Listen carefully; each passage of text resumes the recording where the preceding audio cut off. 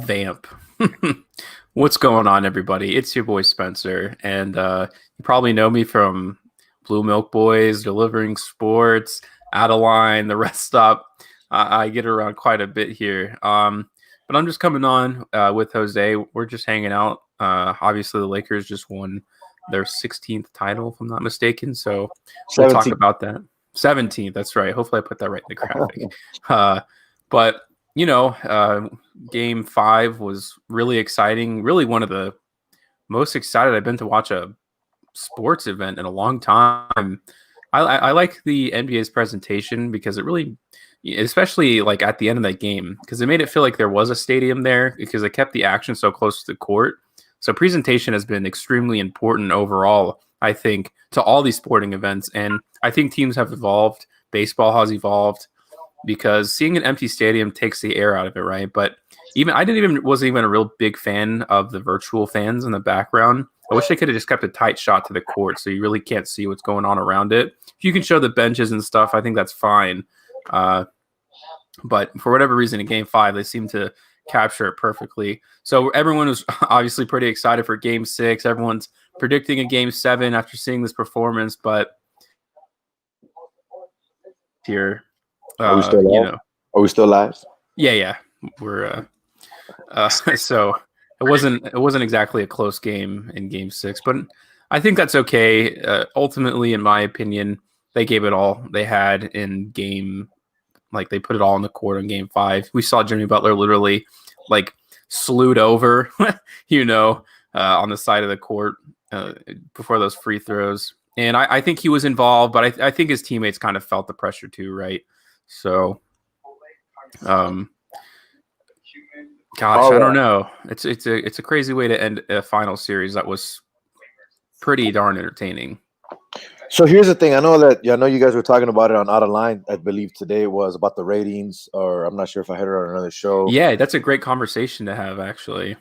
And it's funny to me because, like you just said, that this was the first time that you've been truly, whether it's excited or like I want to watch a certain game for a while. And it's crazy you say that because of the whole COVID situation going on and the fact that people are trying to clown or talk about, the finals are being overshadowed by other ratings, by other stuff going on.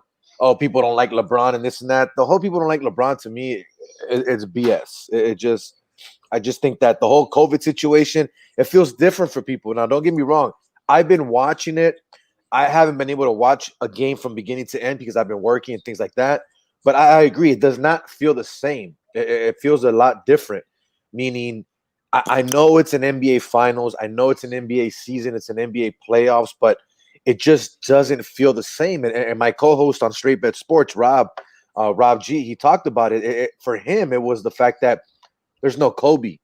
There's no Kobe factor to it. We're so used to being Kobe fans as Lakers for the last 20 years that seeing another guy come in or other guys per se come in and win a title, it's a lot different, So, I mean, like you say here, I mean, if you guys see it down there, what does it mean for LeBron's legacy?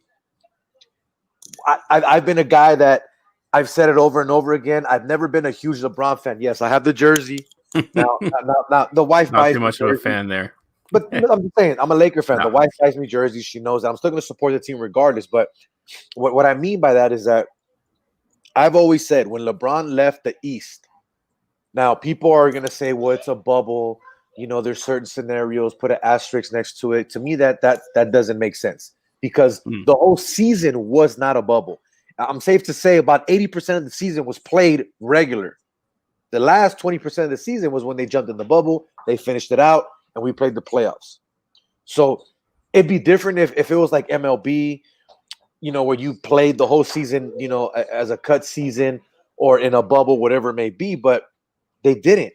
This season was played with fans in arenas, in stadiums where there was home court advantage. Now, the Miami Heat made the best of it. Props to them. Hats off.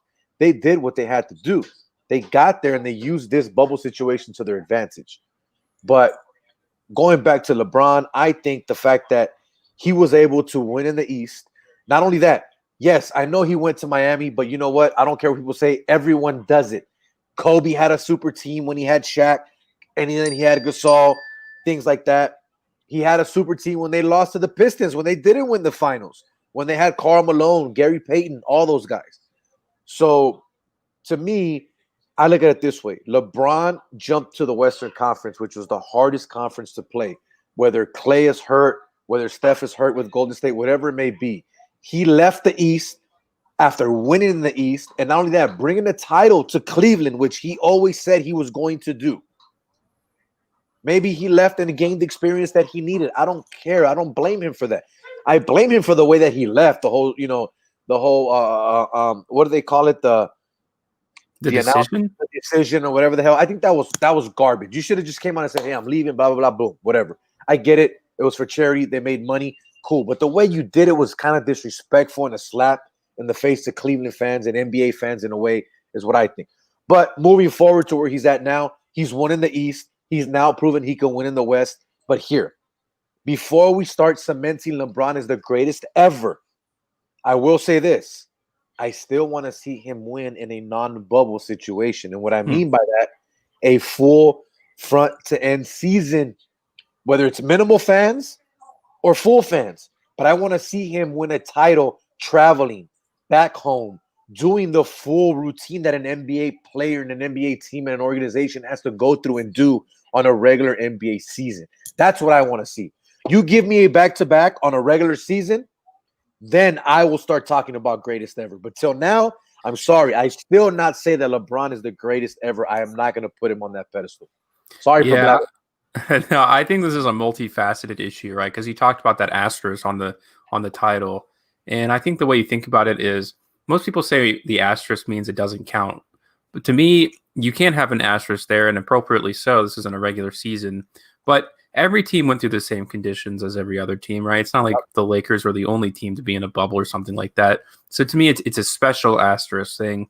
We not defied all odds. I mean, I guess they were technically the favorite, but they worked through it. They were, presumably the best team. And to me, when you're in a bubble, there is no factor outside of you on the court. So it almost proves that they were objectively the best team on the court, if that makes sense talent-wise.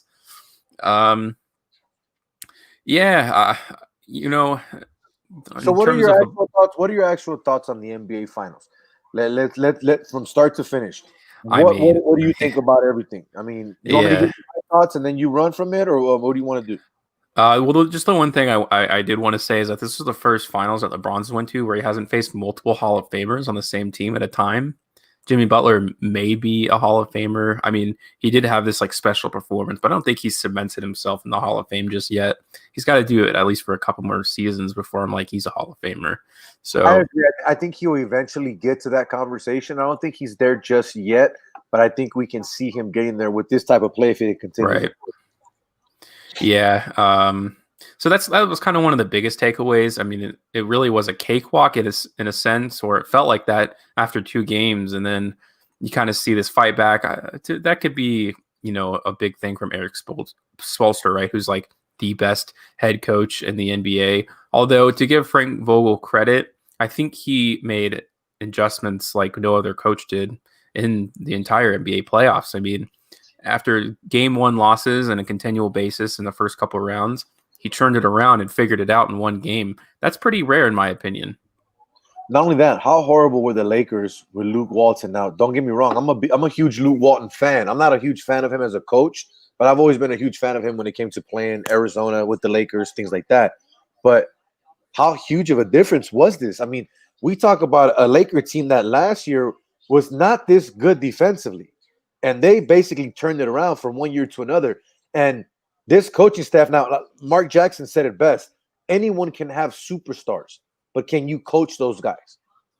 Can you still need someone to keep them, and I don't mean in line, but you still need someone to run the game plan, to keep them cohesive, to keep them running as a unit. So you have to give all the credit, and he's not getting enough of it, to Frank Vogel, right? True. And another thing about this team that I noticed and that I talked about with my friend Kevin is how much championship experience was on this roster compared, to the Clippers. We might as well just go there, right? Like, why didn't the Clippers make it and why did the Lakers? Seemingly, they're just as talented, but one fell short after blowing a 3-1 lead. And if you look at Rondo, he obviously has a championship. Danny Green was fresh off a Playoff championship. Rondo. Playoff Rondo. Jeez. Yeah, and if you look at the Clippers, it was really just a collection of talented players who had never done it before. Picked up Reggie Jackson, which was one of their worst signings, I think, and kind of ruined them. To ask a guy who had been starting his entire career, who's a volume-based shooter, to come off the bench for 15 minutes, you're not going to get value out of that, right? Also, if anything in this playoffs, the big man has changed, right? People say big men are dead. Well, obviously, Jokic and Anthony Davis, and to an extent, Bam Adebayo in the East, dominated the entire time. They were three of the most impactful players in the entire playoffs.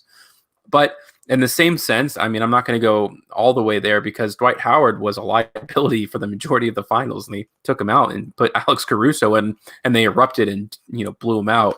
So I think what this proves is the big man's not dead, but what you need is a big man who can go out on the perimeter, and Anthony Davis is the best at doing that. He's literally one of the best defenders I've ever seen in my life. So kind of, I want to jump on the whole Dwight Howard thing. I know that Alex Caruso started today. He didn't have a great game. He only scored 4 points, had 5 rebounds, I think 3 assists. So nothing crazy. But me honestly, I thought that move was what we saw in Game 5. And what I mean by that, the injury to Anthony Davis. He was limping the whole. I'm going to say at least the entire playoffs. but at least the last 4 or 5 minutes of that finals Game 5. So my thought process was, you've been starting Dwight Howard, which is another big, which could probably play that 5 position, which they've asked Anthony Davis to play all year, and he's not really a center. He's more of a power forward. So I think the thought process behind that was more of, we're gonna need Dwight to come off the bench because we don't know how much we can get off of AD. Now, maybe it was a safe move, or maybe, like you said, they just didn't feel they were getting enough out of Dwight, so they wanted to throw Alex in there. But at the end of the day, if you look at the difference, Alex Caruso didn't make much of a difference. I mean, I don't know what the point differential was for him, whether it was a plus minus, but he only had 4 points. He didn't make that big of a difference in the game.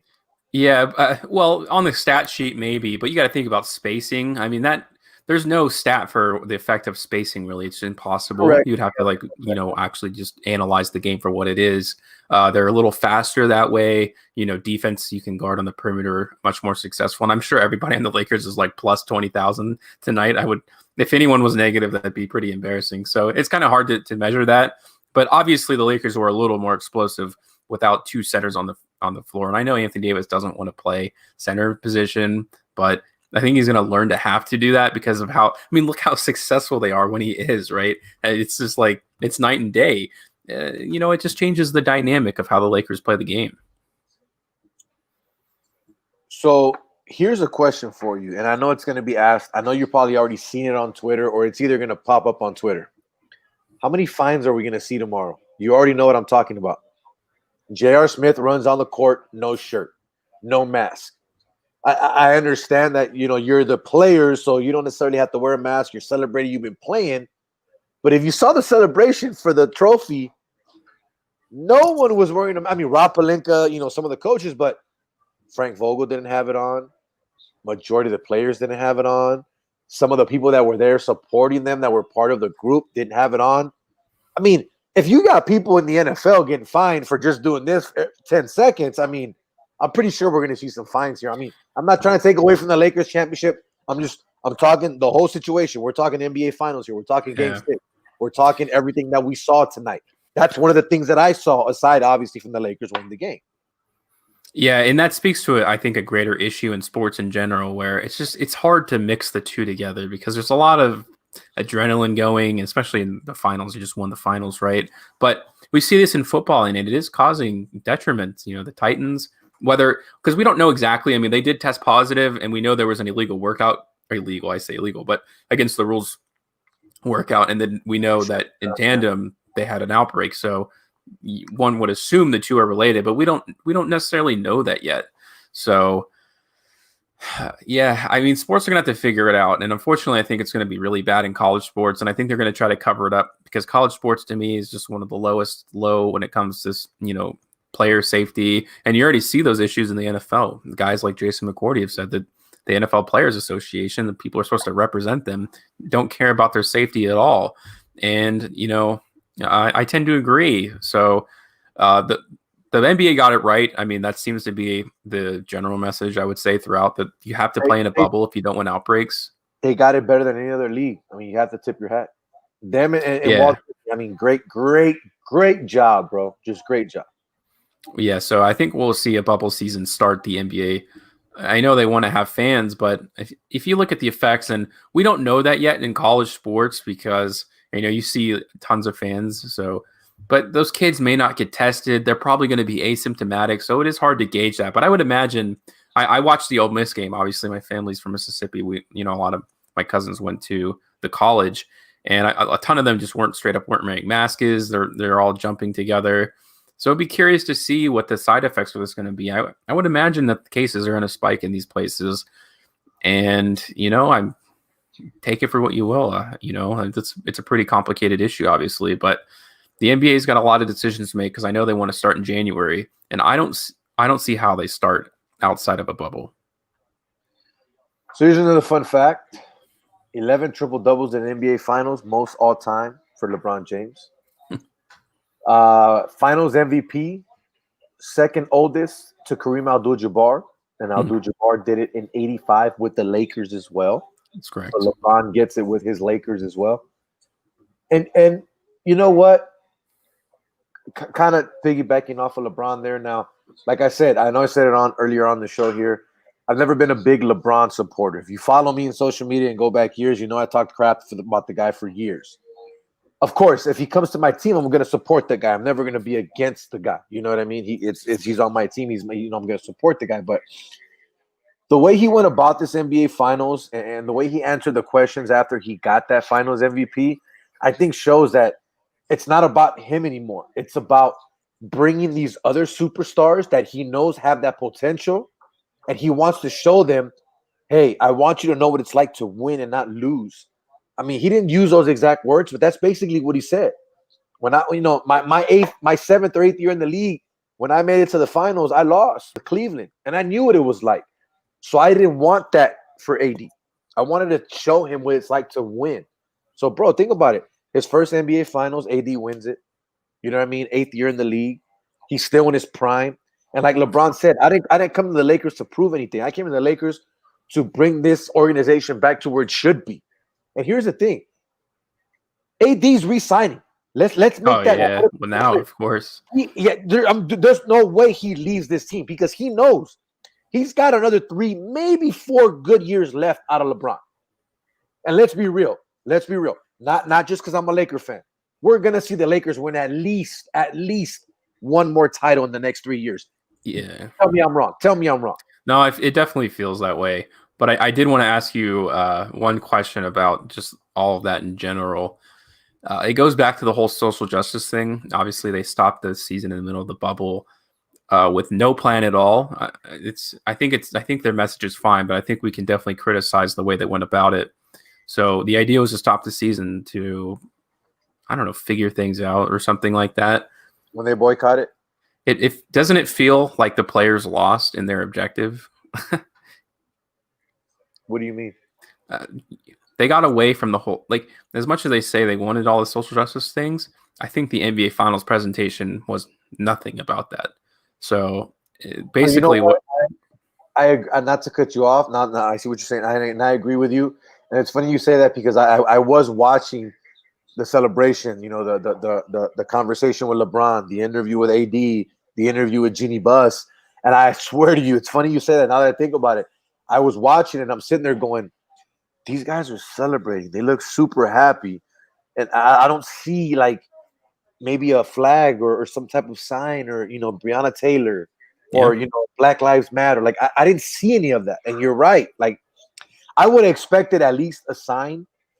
And not only that, maybe during the conversation when someone was being interviewed, I would have probably heard, I would have probably thought, say their name or we did this for them or something. And you're right. Yeah, and how impactful would that be? Obviously they stopped the season to what in my opinion, LeBron James should have retired, and that would have changed. I mean, that would have caused everything to change, in my opinion. I think he's that impactful. I think if LeBron James truly cared about social justice, either he would dedicate his final performance to social justice or these causes, or he would have been said, "I will not play another game until this, and this are done." And he has that many he has that many followers, and people would have responded to it. But now it just looks like the NBA players are a bunch of whiny dudes because we know there's a ton of people who hate the whole social justice thing or are sick of it and stuff like that. So now they look like the winners because A, their finals, the ratings were like cut in half basically from what they're used to, and B, it's gone, it's disappeared. So I think it's an interesting angle, and I think the Americans have. I think American people. I'm an American myself. I have extremely short attention spans, right? And it's kind of a bad look for the NBA, in my opinion. Fun NBA season, man. Interesting season to say the least. Very. Something I don't think we expected, but once again, I don't want to sound like a broken record. I tip my hat to the NBA. I think they created the blueprint and showed everyone the way it should be done. Does it suck? Yes. Would I want to be away from my family for 3 months and not be able to see them or do anything because I have to work? Fuck no. Excuse my language, but we're on social media. No, I would not want to, but people don't see that. People think these guys are superstars. They're billionaires. It doesn't matter. No, they're still human beings. They still have wives. They still have families. They still have kids. I know some of these guys aren't married. I know some of these guys don't have kids, and I get that. But majority of these guys do. They have their families. They have people they want to go home to. So it's tough. It's tough. So honestly, I think more than anything, I think everyone needs to give, not the NBA, and I mean this respectfully, not the NBA, not Walt Disney, but you need to give all the respect to the NBA players for doing what they did, how they did it, and honestly, not bitching and complaining about it. Yeah, you heard a little bit about it in the beginning. Oh, look at the meals and people post the pictures or whatever. But after that, it was gone. You heard nothing about it moving forward. The players stuck to the routine. They busted. They were in their hotels. They did what they had to do. LeBron posted a picture or a video of a brick wall wherever the hell he was staying with his little video game setup, playing video games. So you have to adapt. It's just the world that we live in. So honestly, NFL, great job what you guys did with Walt Disney, but I think we have to tip our hats more than anything to these players for what they did and the sacrifices that they made. They sacrificed their personal life to continue playing a game. That's what we have to remember here. Yeah, I do. I can totally understand where you're coming from. Obviously, it's not easy to be away from your family, right? But I mean, on the other side of the coin is like you kind of expect that from them. I mean, they're making millions of dollars, right? Hundreds of thousands of dollars to do that. They're in the highest tech facilities. You know, they're like guys. I mean, okay, I'll say this, and then I'll say a counterpoint to my own point is that like there are military guys overseas who spend 6 months in the middle of the desert, right? Like with basically nothing. But I've seen that be made, and I've seen like, LeBron James had that cramp when he had played the Heat. It was a Heat Spurs series, like Game 6, like right before he hit that big three, and he had the ankle cramp. He's like, oh, yeah. Girl, yeah, so it's like, and then people say like, oh, there are guys overseas who got shot in the face or something like that and continue fighting. But to me, that's what the United States is all about. It's about there are guys fighting for our freedom so that we can do stuff like that, where you can go out of the game because you have a leg cramp. Like, we're not fighting for our lives, and I think that's pretty cool. So I guess I just contradicted myself, but I know that's kind of a point that'll be brought up, you know, so it's worthy to talk about. Great season. All I gotta say is big ups to the Lakers, Jeanie Buss. I'm so glad you took over and you got your brother the hell out of the way because he had no idea what he was doing with his bartender buddy trying to be a GM.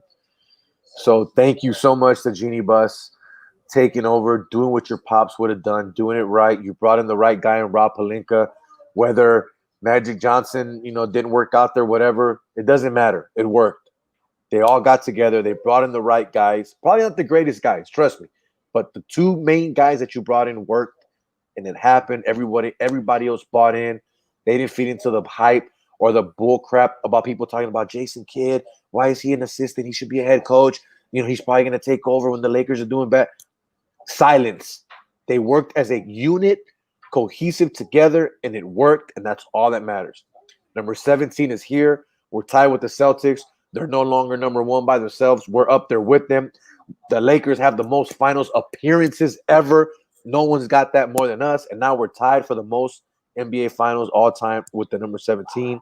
So it feels good, man. I mean, I'm not gonna lie to you. I shed a tear earlier. If you saw my social media, I was happy. It's been 10 years. It feels different without Kobe, but it's awesome, man. It's awesome. Yeah, speaking about that coaching staff and Jason Kidd and stuff, I think it's almost better for Jason Kidd's career that he didn't take over, because if things didn't work out in the playoffs, he may never get another chance at a head coaching job. But now, because of the potential, we don't know if he'll be a good head coach. I mean, he might be, but he's bought himself at least another job somewhere for sure now. And obviously he was shopping himself throughout the season, but he's probably guaranteed at this point to get a head coaching job now. And I know there's other coaches on the coaching staff who will probably also be scalped as well. Man, that was fun. I appreciate you bringing me on for a little bit.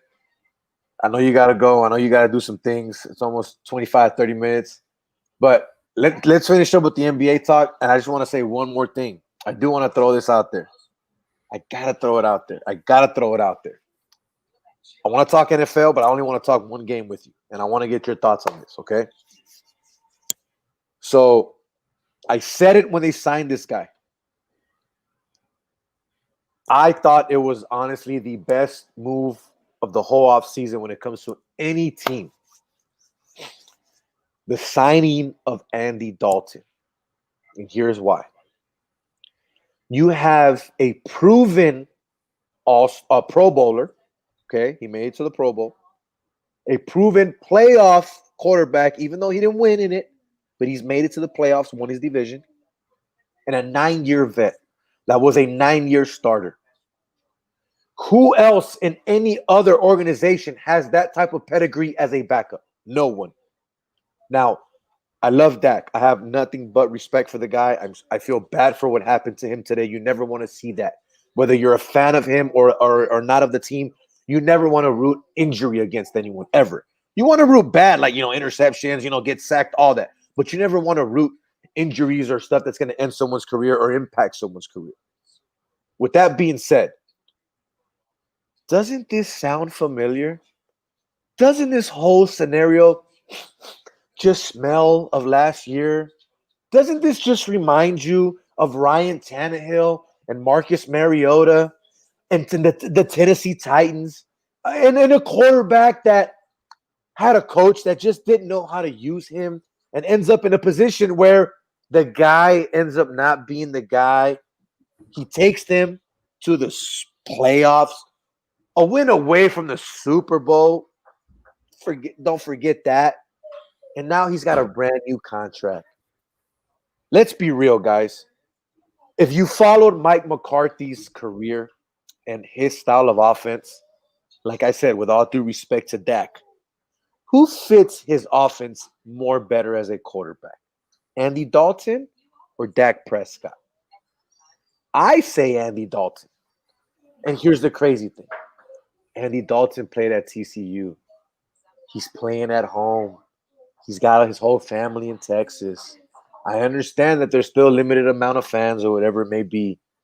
But at the end of the day, when you're in your comfort zone and you're not the guy and you have nothing to lose, and not only that, you're in the division where you just got the first place because the freaking Eagles lost after being 1-2-1. I love it. I love the situation.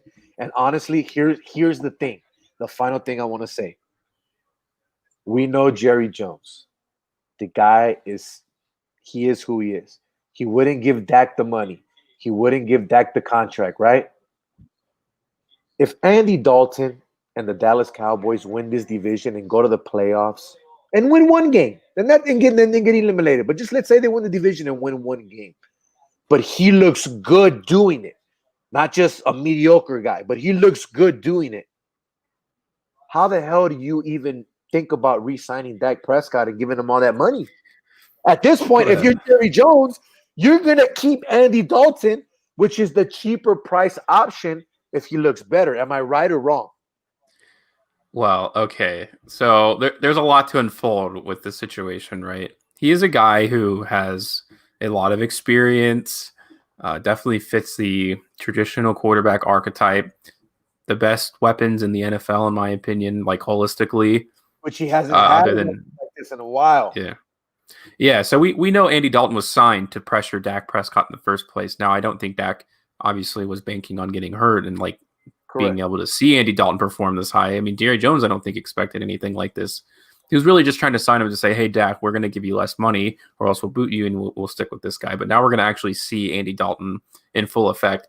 But comparing them to the Titans, there's one key issue that you're not thinking about here. The Titans had a stellar defense, man. The Cowboys have the definitive worst defense in the NFL.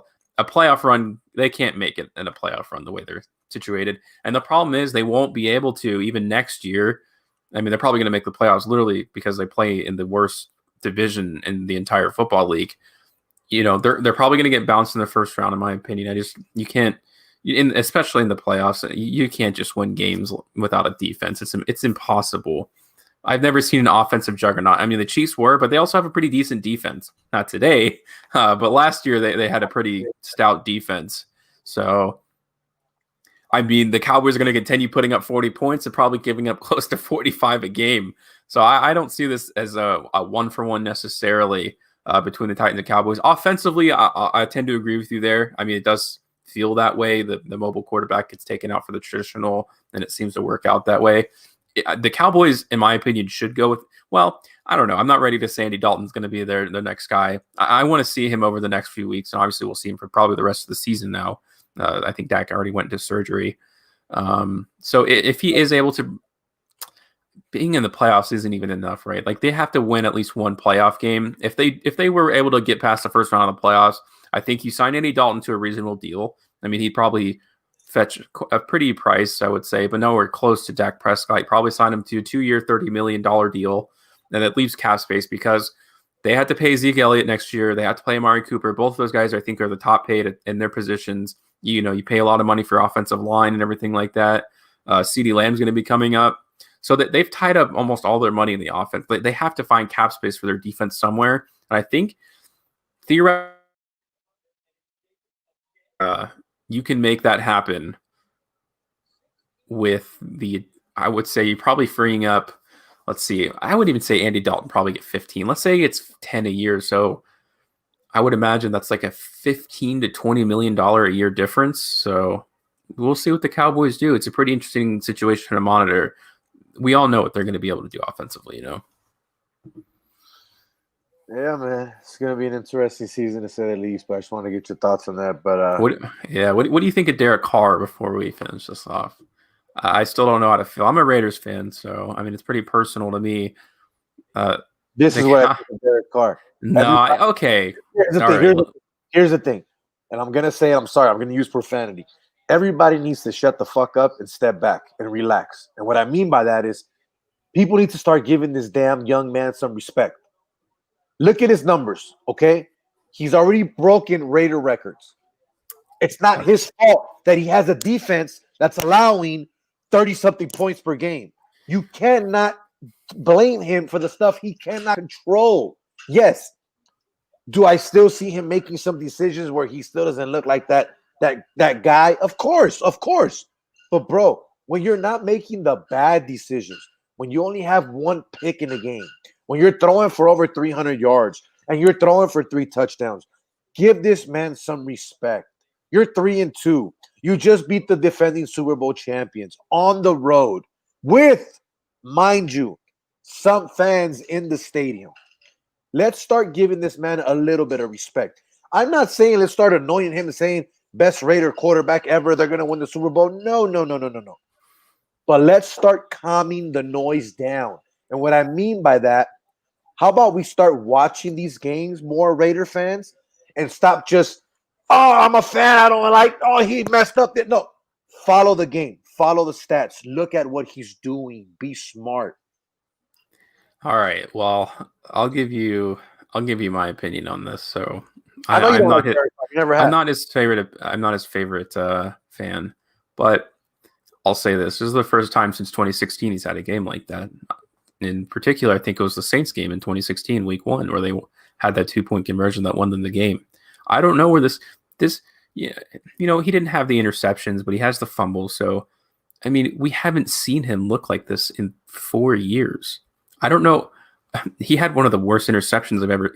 His worst interception since like week 4 last year against the Packers, where he just kind of tossed the ball up for no reason. I don't know what clicked. I mean, he became a different quarterback. Now, and you can say the stats and stuff, but I mean, he was a yak king. I think like 57.8% of his yards last year came off of after the catch, which is highest in the league percentage wise, other than like Jimmy Graham or something like that.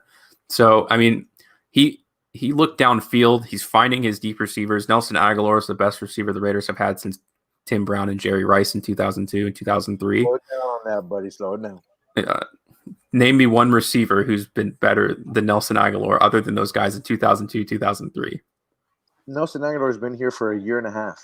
I've seen enough. The Raiders have been I remember the days of Rod Streeter being wide receiver 1.